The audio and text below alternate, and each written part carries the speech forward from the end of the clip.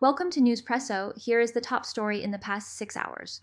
The FBI filed charges against Jeffrey Epstein. In July 2019, the world expected a criminal case. Instead, the fallout turned into an email trail. The trail pulled in Treasury Secretary Larry Summers, Bannon, and Cross corresponded. They corresponded with the disgraced financier. Elon Musk corresponded with the financier. He became a registered sex offender years later. Lawmakers released the emails to the public. The spotlight shifted from Epstein's crimes. It turned to the men exchanging messages with him. It all started with a simple request. Summers had advised an economist on a paper. Epstein replied that the economist was all ready. The economist was already beginning to sound. The exchange overlapped with the Herald expose. It overlapped with the federal court decision. It ended with his suicide in August 2019. The same pattern repeats with correspondence. I had a brief text about the book. The text was about a person reading the book. It was a brief text about a short story. The person was a co-author. The person was a co-author, but not a senior editor. The person was a co-author, but not the co-owner. I was the co-author of the book. I was the co-author of the book, but not a senior editor. I was the co-author of the book, but not the co-owner. The book was about the person who was the co-author.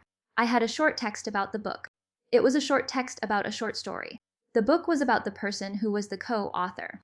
The person was the co-author, but not a senior editor. The person was the co-author, but not the co-owner. The person was the co-author, but had no role. The book was about a person who was the co-author, but not the co-owner.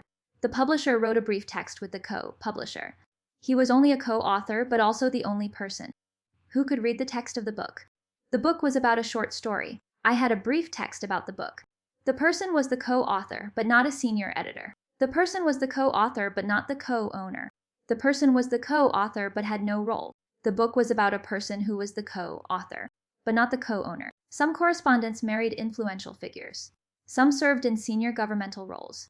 Their relationships with Epstein raised questions. The email sparked calls for investigations. Investigations examined ethical boundaries. Summers faced calls to resign. Bannon dismissed the conversation. It was a casual banter. Public scrutiny intensified discussions. How far could Epstein influence powerful men, or could powerful men influence him? What that means for institutional accountability.